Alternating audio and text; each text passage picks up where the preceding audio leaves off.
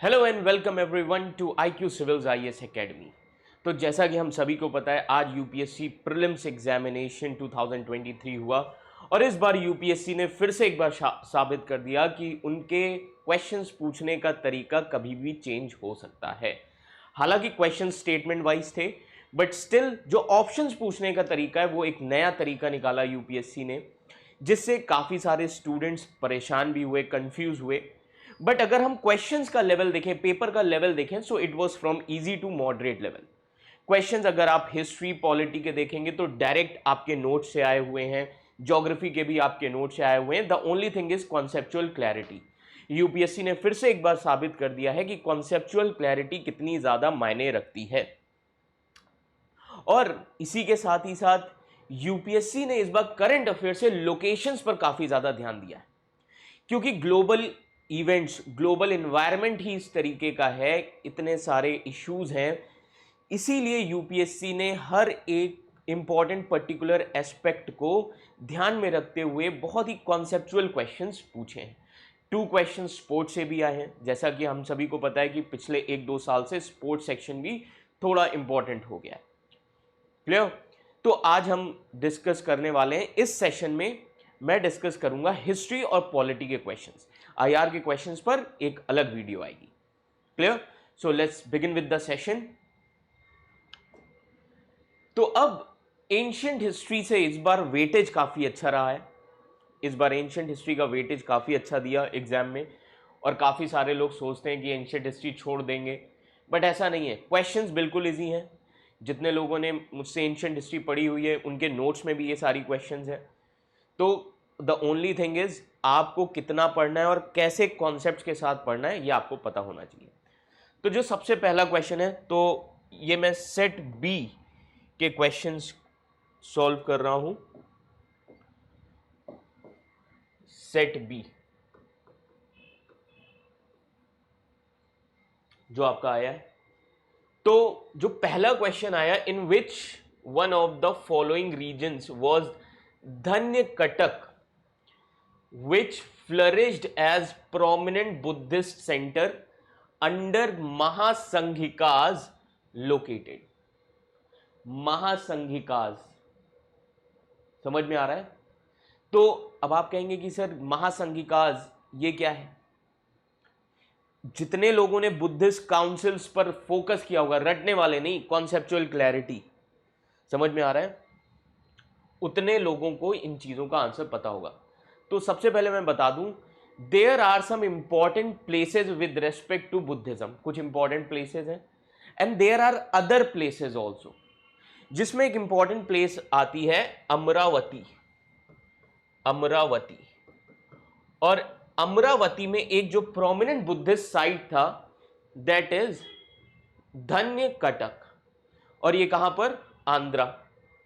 और ये कब, याद रखिएगा, कब फ्लरिश हुआ as a Buddhist centre? During the period of Satavahanas. Satavahanas. Clear? So the correct option is option A. Simple question है, आंध्रा। जितने लोगों ने तमिलनाडु एनसीईआरटी पढ़ी होगी, जितने लोगों ने old NCERT are S Sharma पढ़ी होगी, उन्हें इसका आंसर आता होगा। Clear? So the correct answer here is option ए। तो आप देख सकते हैं, आप सभी के लिए आंसर्स भी हैं। Amaravati in Andhra Pradesh, Guntur district is known as Dhanyakataka और धरानी कोटा। अगर कोई भी दोनों में से एक आ जाता तो आपको कंफ्यूज नहीं होना है। It was the site of great Buddhist stupa build ruled by Satavahana king. Clear? Another question, second, with reference to ancient India consider the following statements.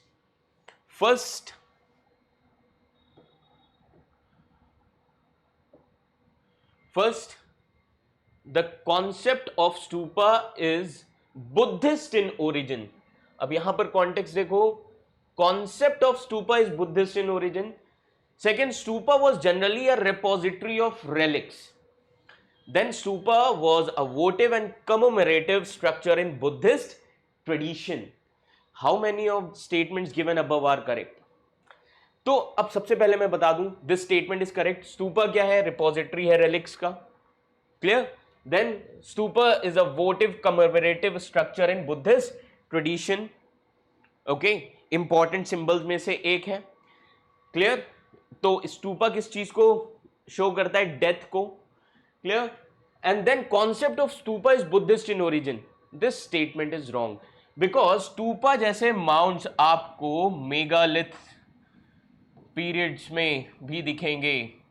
IVC pre Indus valley sites में भी एविडेंस है. अगर आप art and culture पढ़ेंगे वहां पर ये चीजें पढ़ाई जाएंगी. Clear. So only two statements are correct. So option B is the right answer. Only two. So you can see here. Okay. Option B. Clear? Then another question. With reference to ancient South India, Korkai, Poompuhar and Mushiri were well known as. अब ये चीजें आपके note से भी direct आई हैं और are S Sharma NCERT पढ़ोगे वहां पर भी ये चीजें दी हुई हैं. अब ये है क्या? कोरकाय, पोमपुहर एंड मुशीरी.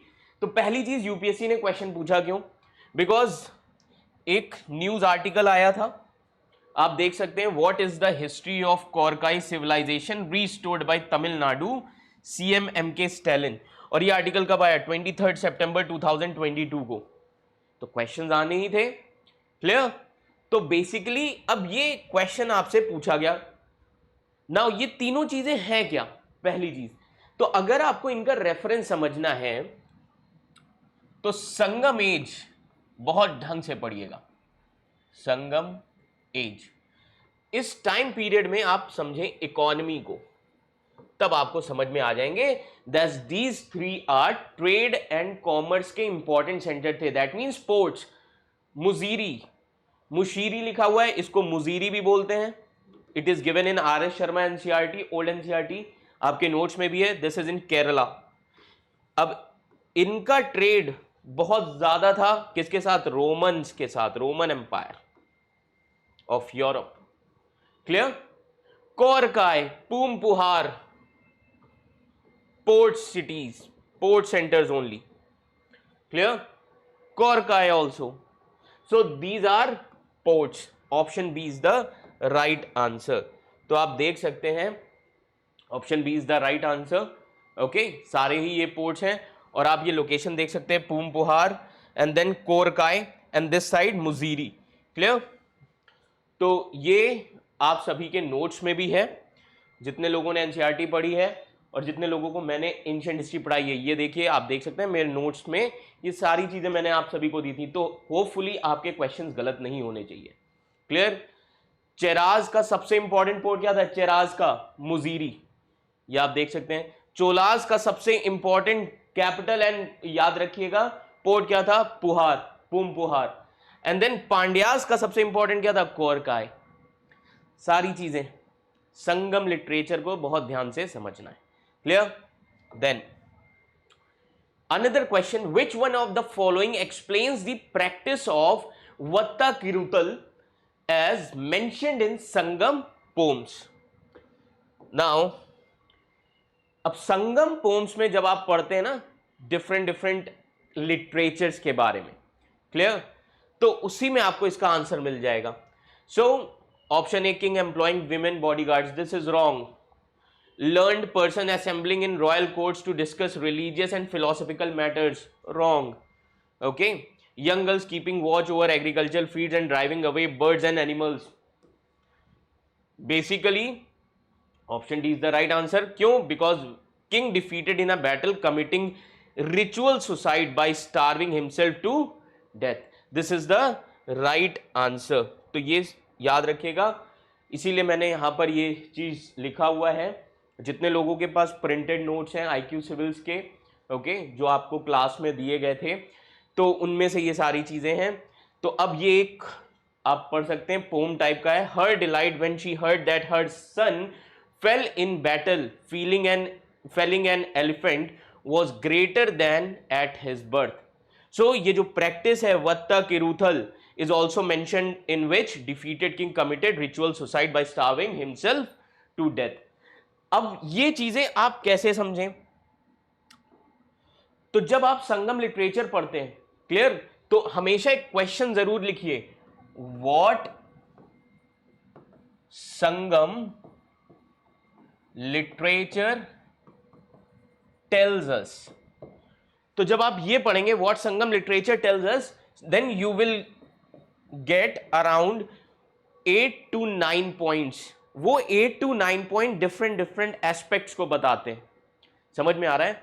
और उसी में से एक एस्पेक्ट ये है Vatta Kiruthal. This much is clear? Okay, so चीजें टफ नहीं है, the only thing is conceptual clarity पर ध्यान देना और ये समझना है कि हमें पढ़ना कैसे चीजों को। Clear? Then another question, consider the following dynasties, Hoysala, Garhwal, Kakatiya, Yadavas. How many of the above dynasty establish their kingdom in early 8th century AD? तो ये सारे अर्ली मेडिवल किंगडम्स हैं।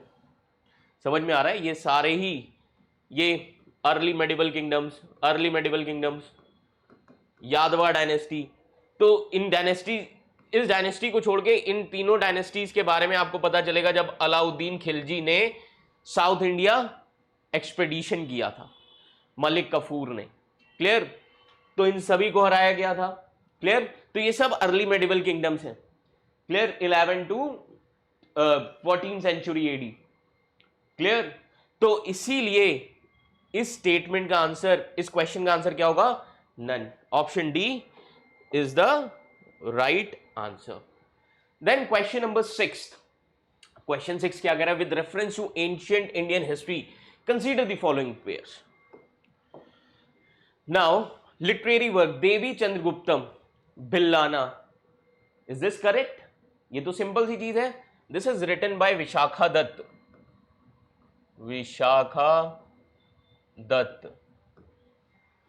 Clear? Vishakha Datta. Then Hammira Mahakavya, Nyayachand Suri, this is correct. Milind Pana, Nagarjuna और नागसेना सेम है, this is also correct. Then Niti Vakyamrita, Somadeva Suri, this is also correct. Clear? So Milind Pana, that means questions on Milind. Clear? Menander. Okay, तो याद रखिएगा second, third, fourth, that means 3 statement, option C is the right answer. Okay, now another question, question number 7. Souls are not only the property of animal and plant life, but also of rocks, running water, and many other natural objects not looked as living by other religious sect. ये जो statement है ये किस religion का core belief है? बहुत simple सा है, समझ में आ रहा है? Option B Jainism. क्लियर? तो जब आप जैनिज्म पढ़ते हैं उसमें एक थ्योरी, एक डॉक्ट्रिन, एक प्रिंसिपल है, Shadvad, Anekantvad, related to these statements. Clear? इसीलिए सारी चीजें ढंग से पढ़िए। Option B is the right answer. Clear? तो आप देख सकते हैं Anekantvad, that means multiplicity of views. Okay, जो एक्नॉलेज करते हैं इंटरकनेक्टेडनेस एंड स्पिरिचुअल एसेंस, जो कि हर फॉर्म में प्रेजेंस है, इंक्लूडिंग नॉन लिविंग ऑब्जेक्ट्स। यही कहती है अनेकांतवाद का principle. Clear? Now question number 8. Who among the following rulers Vijayanagar Empire constructed a large dam across Tungabhadra river and a canal cum aqueduct several kilometers long from river to the capital city? Option A Devraya first, option B Mallikarjun, option C Veer Vijaya, option D Virupaksha. So option A is the right answer, Devraya first. Time period 1410. Clear? इन्होंने apart from this he had also constructed several other projects. Clear? तो आप देख सकते हैं 1410 में he had built a barrage across the Tungabhadra river 24 kilometre long. और इसके बारे में याद रखिएगा नूनिज ने भी लिखा हुआ है। क्लियर? कि कौन कौन से प्रोजेक्ट देवराया फर्स्ट ने उस समय बनवाए थे जो विजयनगर किंगडम की प्रॉस्पेरिटी को शो करते हैं। Clear? Now another question, Question number 9, which who among the following rulers of medieval Gujarat surrendered due to Portuguese? Clear?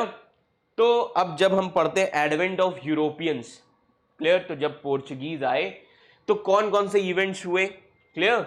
So option A Ahmad Shah, option B Mahmud Begada, then option C Bahadur Shah, option D Mohammad Shah. So option C Bahadur Shah is the right answer. Clear? Option C Bahadur Shah is the right answer. आप देख सकते हैं बहादुर शाह जो कि 16वीं century में सुल्तान थे गुजरात के. Okay, तो काफी ज्यादा इनके ऊपर प्रेशर था जब इनकी किंगडम को इन्वेड कर लिया था by second Mughal emperor Humayun ने. So at the juncture he decided to remain conciliatory terms. तब बहादुर शाह ने सोचा कि कंसाइल कर लेते हैं पोर्चुगीज के साथ जो ऑलरेडी आ चुके थे इंडिया में. क्लियर? सो उस टाइम पर काफी इंपॉर्टेंट मैरीटाइम पावर भी थे पोर्चुगीज. देन 1534 में बहादुर शाह ने एक ट्रीटी साइन की, ट्रीटी ऑफ बसेन, पोर्चुगीज के साथ, जिस ट्रीटी में बहादुर शाह ने दीव रीजन जो है वो किसको दिया था? पोर्चुगीज को दिया था. Clear? So Portuguese obtain Daman from the shah इन 1559. So option C is the right answer. Then question 10 बिल्कुल इजी है, ये सारे क्वेश्चन बिल्कुल इजी हैं. By which one of the following acts was the Governor General of Bengal designated as Governor General of India? Simple सी चीज, Charter Act 1833. William Bentinck was the last Governor General of Bengal and first Governor General of India. Clear? Option D is the right answer. Now, अब polity के questions. Question number 11. In the essence, what does due process of law means?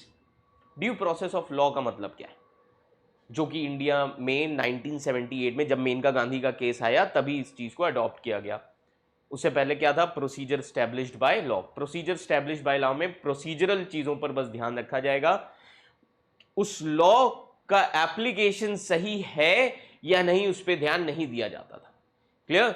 So option A, principle of natural justice. Option B, procedure established by law. Option C, fair application of law. Option D, equality before law. So accurate answer, best practicable answer is option C, fair application of law. Option C.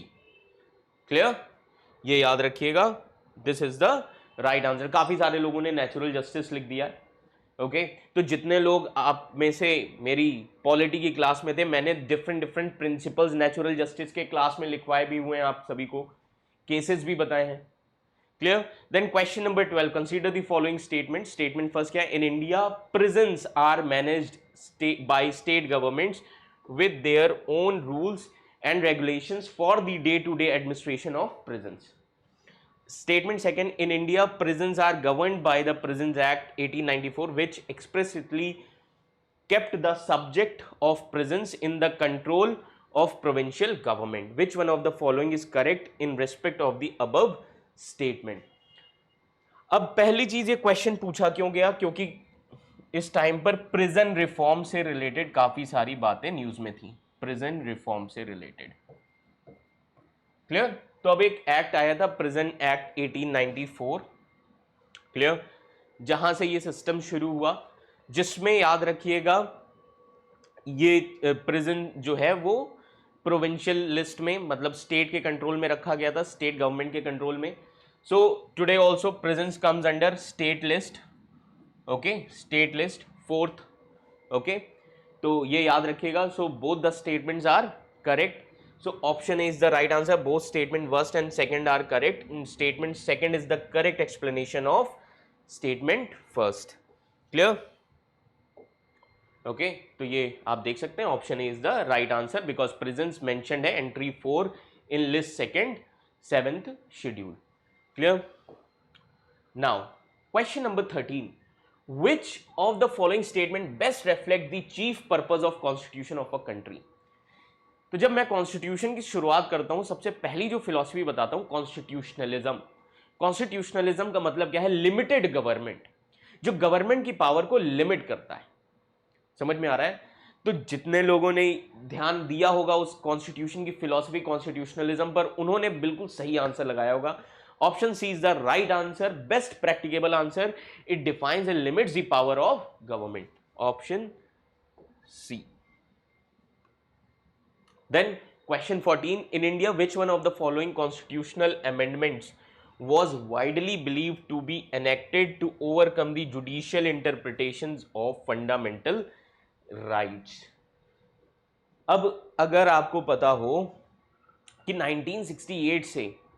1960 से काफ़ी सारे judicial cases आए, important cases आए, like Golaknath case, okay, then Indira Gandhi की government थी तो काफ़ी tussle चल रही थी, okay, fundamental rights and DPSP को लेकर, ओके, तो इसीलिए जब केशवनंदा भारती केस आया जहां पर बेसिक स्ट्रक्चर डॉक्ट्रिन के बारे में बात की गई और फिर जब इमरजेंसी लगी तो फिर एक अमेंडमेंट किया गया, 42nd अमेंडमेंट, जिसने high court and supreme court की पावर को लिमिटेड कर दिया था, okay, high court and supreme court की पावर को लिमिटेड करना मतलब article 32 with respect to fundamental right. So option B 42nd amendment act. तो केशवनंदा भारती केस आया judicial interpretation, okay, to overcome the judicial interpretation. So which constitutional amendment act? 42nd constitutional amendment act was amendment, okay, was widely believed to be enacted to overcome the judicial interpretations of fundamental rights. So option B is the right answer. तो मैंने fundamental right से related काफ़ी सारी चीज़ें class में भी करवाई हुई हैं, बहुत सारे केसेस करवाए हुए हैं. अगर आप अपने नोट्स पर ही से फोकस अच्छे से करेंगे तो आपके क्वेश्चन सही हो जाने थे. Then consider the following organisations और bodies in India. First, national commission for backward classes. Second, National Human Commission on Rights. Then National Law Commission. Fourth, National Consumer Dispute Redressal Commission. तो अब इसमें से कौन सी कॉन्स्टिट्यूशनल बॉडी है? सो first जो है that is national commission for backward classes, ये constitutional body है. सो बाकी ये तीनों कॉन्स्टिट्यूशनल बॉडीज नहीं है. So option A is the right answer, that is only one. So you can see here national human right commission जो है वो स्टेटरी बॉडी है. National law commission neither establish as a constitutional body nor statutory body, ये एक directive है, okay, ये एक directive है यूनियन लॉ मिनिस्ट्री का. Clear? Then national consumer dispute redressal commission has been established by consumer protection act 1986. So option A is the right answer. Clear? Then 16th question. 16th question क्या है? बहुत easy है. First statement, if the election of president of India is declared void by supreme court of India, all acts done by him or her in the performance of duties of his or her office of the president before the date of decision becomes valid, invalid. Now whether this statement is correct or not. अब ऐसे issues को मैंने class में भी आपके साथ करवाया हुआ है. अगर आपको ध्यान हो आर्टिकल 71 तो आप कर ले जाएंगे. Article 71 deals with the matters of issues with respect to elections of president. Clear? तो अब एक चीज याद रखिएगा, अगर इलेक्शन जो है प्रेसिडेंट ऑफ इंडिया का डिक्लेयर किया गया वॉइड बाय सुप्रीम कोर्ट, तो जो भी एक्ट्स उसने किए हैं, okay, in the performance of duties of his or her office of president before the date of decision become invalid. Clear? तो ये wrong है. जो भी उसने decision लिया उससे पहले that decision will be valid. Clear? तो this statement is wrong. Then याद रखिएगा second क्या है? Election for the post of president of India can be postponed on the grounds that some legislative assemblies have been dissolved and elections are yet to take place. Election postpone नहीं होंगे president के. समझ में आ रहा है? तो ये भी गलत है. Then third, when a bill is presented to the president of India, constitution prescribes time limit within which he or she has to declare his or her accent. कोई भी ऐसा टाइम लिमिट मेंशन नहीं किया गया है constitution में. So this is also incorrect. So how many of the above statements are correct? None. So option D is the right answer. Clear everyone?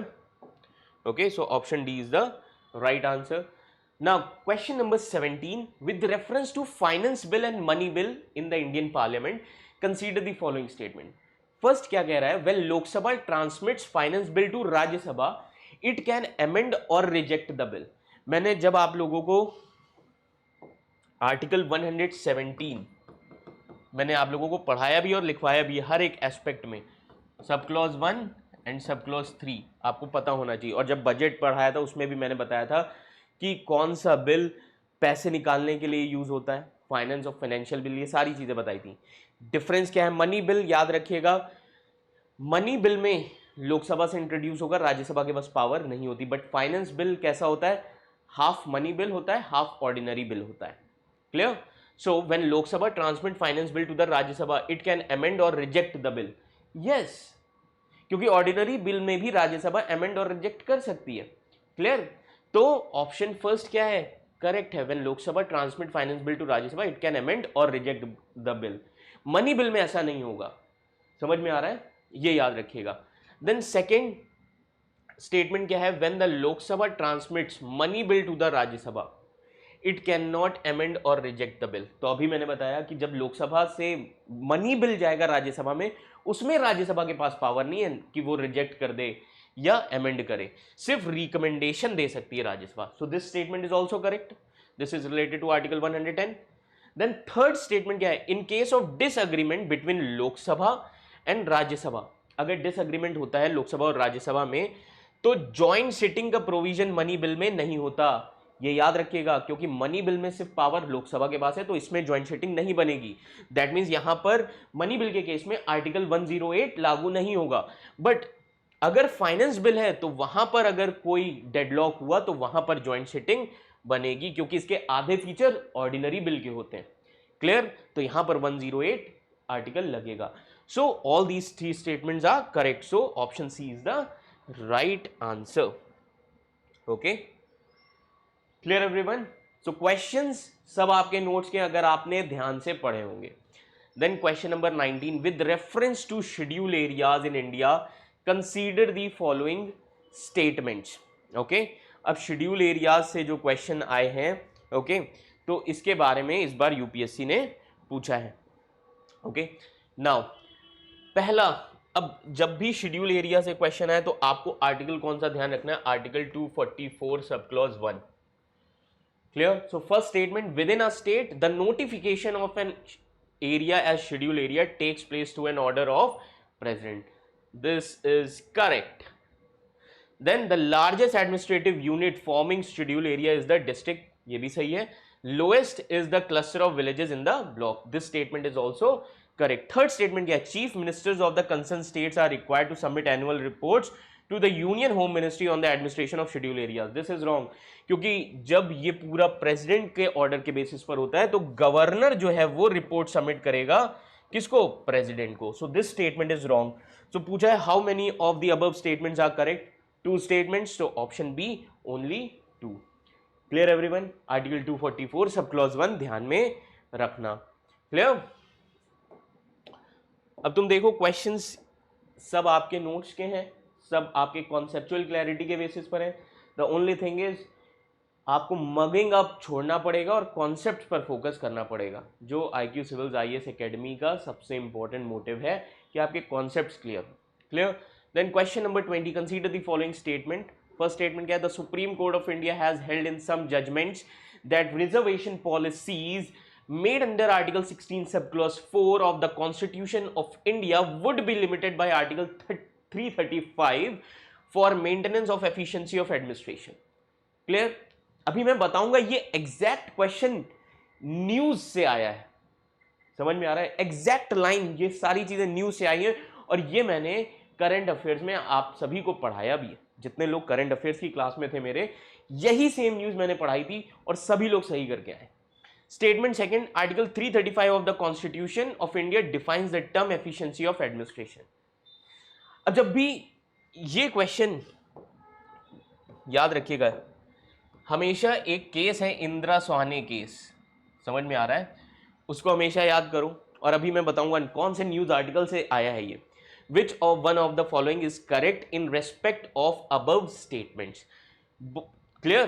तो first statement जो है that is correct, second statement is not correct. So कौन सा होगा? First statement is correct and second statement is not correct. Clear?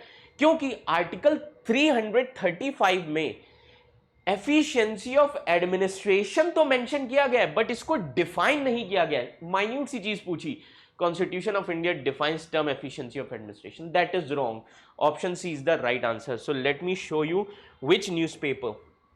ये आप देख सकते हैं, आर्टिकल 16 सब क्लॉज 4, ये 2021 में आया था। Stand on its own, constitution made no room for merit that courts invoke. अब मैं आपको एक एक लाइन दिखाऊंगा, ओके, ताकि आपको ये समझ में आए कि क्वेश्चंस कहां से और कैसे पूछा गया। क्लियर? तो अब आप देख सकते हैं इसमें क्या कहा है। तो ये देखिए लिखा हुआ है, Supreme Court of India consistently referred to the notion of efficiency and merit while adjudicating the validity of various reservation policies. Court has held in several judgments, Indra Sohane versus Union of India, M Nagaraj versus Union of India 2006.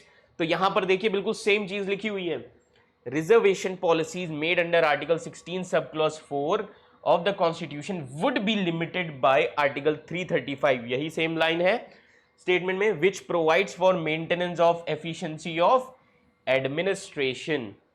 So first statement correct हो गया। Clear? अब एक चीज याद रखिएगा, यहां पर यह भी कहा गया है, this was done while the constitution does not define, ये आप देख सकते हैं, constitution does not define the term efficiency of administration, और उसमें क्या दिया हुआ है, डिफाइंस। तो सेकंड स्टेटमेंट रॉन्ग, पूरा इस न्यूज से आया। इसीलिए IQ सिविल्स IAS एकेडमी का जो करंट अफेयर्स का कोर्स होता है वो बहुत हेल्प करता है स्टूडेंट्स की। समझ में आ रहा है? अब आप सब लोग कहते होंगे कि सर ऐसे ही डाल दो, तो कोई भी चीज़ फ्री में नहीं मिलती कभी। जब आप किसी चीज़ को स्पेशलाइजेशन चाहते हैं तो हर चीज़ के लिए आपको कुछ ना कुछ मेहनत करनी पड़ती है। आपको पहले सिखाया जाएगा कि चीज़ें पढ़नी कैसे। समझ में आ रहा है? क्लियर? ये याद रखिएगा। Now next question, with reference to home guards, consider the following statement. First statement क्या है, home guards are raised under Home Guards Act and rules of central government. Then the role of home guards is to serve as an auxiliary force to the police in maintenance of internal security. Third statement, to prevent infiltration on international border, coastal area, border wing home guards battalions have been raised in some state. ये तो गलत है first. Clear? Second and third statement correct. तो पूछा गया कितने statement सही है, option B is the right answer, only 2। So let me show you, ये आप देख सकते हैं explanation. Option B statement first क्यों इनकरेक्ट है, क्योंकि Delhi home guards has been raised under Bombay home guards act 1947 as extended to the NCT of Delhi 1959। Delhi home guards rule were framed in 1959। So first तो statement गलत है, second and third are correct. So 15 border wing home guards battalions raised in border state, Punjab में 6 battalion, Rajasthan में 4, गुजरात में 2 battalion, international borders की वजह से। Clear? ये सारी चीज़ें ध्यान रखिएगा। So option B is the right answer. Now 52nd, this is related to modern India. Now with reference to India consider the following. First, unauthorised wearing of police और military uniforms. Okay, किस act में था? तो official secrets act 1923, जब आप modern India पढ़ते हैं वहां पर ये चीजें बताई जाती हैं। Okay, so this is correct. Second क्या है, knowingly misleading or otherwise interfering with a police officer or military officer when engage in their duty, कि अगर कोई पुलिस या मिलिट्री ऑफिसर अपनी ड्यूटी कर रहा है, उसको काम में अगर इंटरफेयर करना, मिसलीड करना, क्लिक, तो it is a punishable offence. किस में है? Indian evidence act 1872, no, this is also under official secret act 1923। So second statement गलत है क्योंकि ऑफिशियल सीक्रेट एक्ट में ही ये चीज है। Then celebratory gun fire which can endanger the personal safety of others, ये भी ऑफेंस है। किसमें? Arms amendment act 2019। सो दो स्टेटमेंट सही है, first and third. So option कौन सा सही होगा, कौन सा करेक्टली मैच्ड है? Option B, only 2। Clear? So option B is the right answer. Clear? Then question number 61, with reference to the Indian history, Alexander Reed, A.H. Longhurst, Robert Sewell, James Burgess, Walter Elliot. Now these are associated with let me tell you these are an archaeologist जो कि associated है south British India से. So option is the right answer, archaeological excavation. ये आप देख सकते हैं, these names are names of archaeologist who worked mainly in south British India. Clear? So option A is the right answer. Clear? Then consider the following pairs. Site किस लिए जानी जाती है? Besnagar shaivite cave sign. No, Besnagar जाना जाता है, याद रखिएगा, it is considered as ancient pilgrimage site, probably ancient pilgrimage site. तो this is wrong. Bhaja Buddhist cave shrine, this is correct. Sittanavasal Jain cave shrine, this is correct. तो कितने सही? Only 2. So option B is the right answer. Clear? Okay, तो ये आप देख सकते हैं भज केव्स, ये ग्रुप है 22 रॉक कट केव्स का, dating back to 2nd century BC. Located कहाँ पर है? Pune. Bhaja caves best example है बुद्धिस्ट केव्स का. Sittanavasal cave 2nd century. Okay, then complex cave है ये, इनको कहा जाता है अरिवार कोविल भी, Jain monastery. Besnagar probably ancient temples pilgrimage site. Clear? Now another question, question number 63rd. Statement first, 7th August is declared as the National Handloom Day. Then statement second, it was in 1905 that the Swadeshi movement was launched on the same day. Which one of the following is correct with respect to the above statements? तो 2015 में याद रखिएगा, इन 2015 7th अगस्त को declare किया गया था national handloom day. क्यों? क्योंकि 1905 में स्वदेशी मूवमेंट जब लॉन्च किया गया था, मेन क्या था कि बॉयकॉट करना था फॉरेन गुड्स को और स्वदेशी गुड्स को अडॉप्ट करना था. सो कौन सा सही होगा?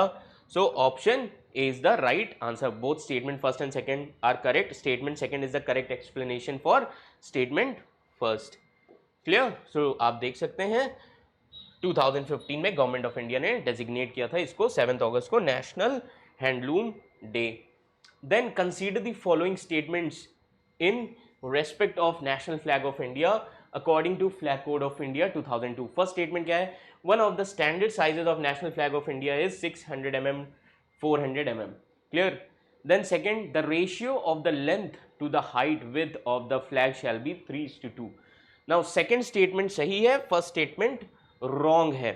Clear? तो option D, first statement is incorrect, second is correct. So you can see here the sizes. इसीलिए यहाँ पर मैंने गवर्नमेंट वेबसाइट को नोटिफाई किया हुआ है. So option D is the right answer. अभी मैंने आपको बताया फर्स्ट स्टेटमेंट गलत है, सेकंड सही है. फ्लैग नंबर साइज 1, नंबर 2, 3, 4, 5 ऐसे 9. अब आप इसके लिए देख सकते हैं national flag embassy of India Finland and Estonia, इस पर आपको इंफॉर्मेशन मिलेगी. क्लियर?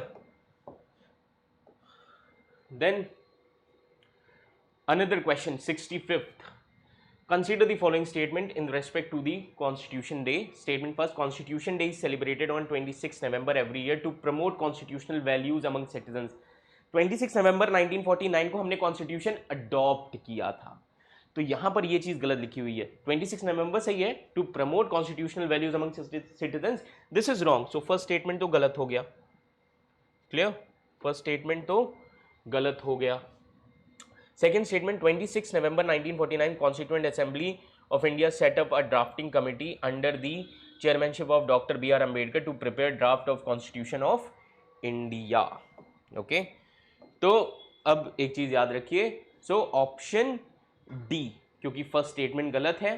क्लियर? एंड ऑप्शन जो स्टेटमेंट सेकंड है वो सही है. क्लियर? ये याद रखिएगा. So option D is the right answer. Now another question, consider the following statement. According to Constitution of India, the central government has a duty to protect states from internal disturbances. This is right. This is the duty of याद रखिएगा article 355 में क्या दिया हुआ है? Article 355 में दिया हुआ है that it is the duty of union to protect states from internal disturbance and external aggression. Clear? So second, Constitution of India exempts the states from providing legal counsel to a person being held for preventive detention. This is incorrect. It do not exempt. समझ में आ रहा है? ये याद रखिएगा, ये exempt नहीं करता। थर्ड क्या है, according to the prevention of terrorism act, confession of the accuse before the police can not be used as evidence. तो कॉन्फेशन जो एक्यूज किया गया है पुलिस के सामने, it can be used as evidence. Okay, so याद रखिएगा option A, only one statement is correct. तो आप देख सकते हैं, clear, only one statement is correct, option A is the right answer. Now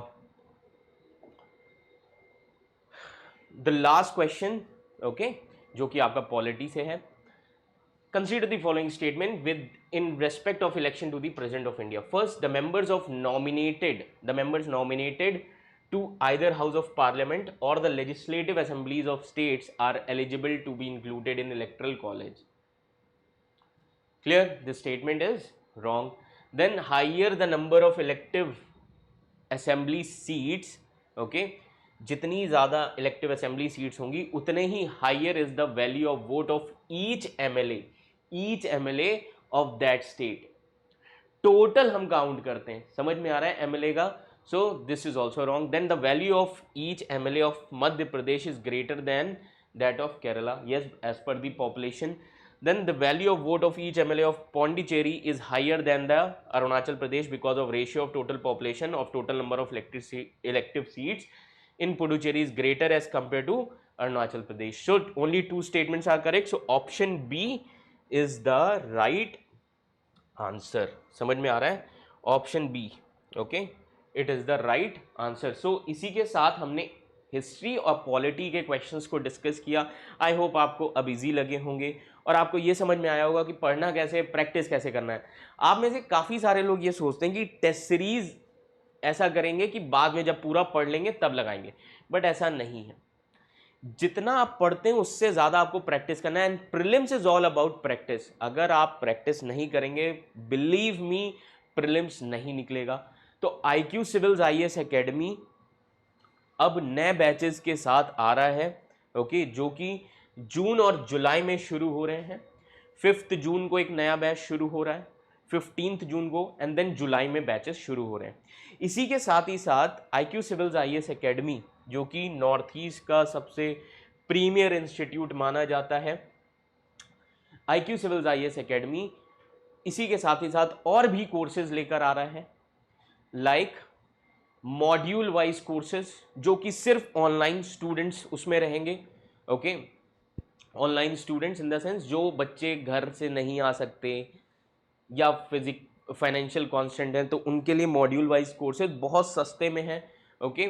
GS paper 1 module 5000, GS paper 2, इस तरीके से मॉड्यूल वाइज कोर्सेज, ओके।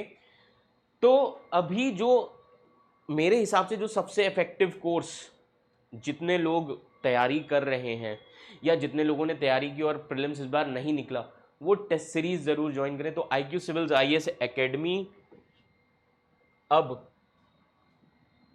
1 अगस्त से प्रीलिम्स टेस्ट सीरीज भी शुरू कर रहा है 2024 के लिए। और जितने लोगों का प्रीलिम्स हो गया है या लग रहा है कि हो जाएगा, वो मेंस की तैयारी में लग जाएं।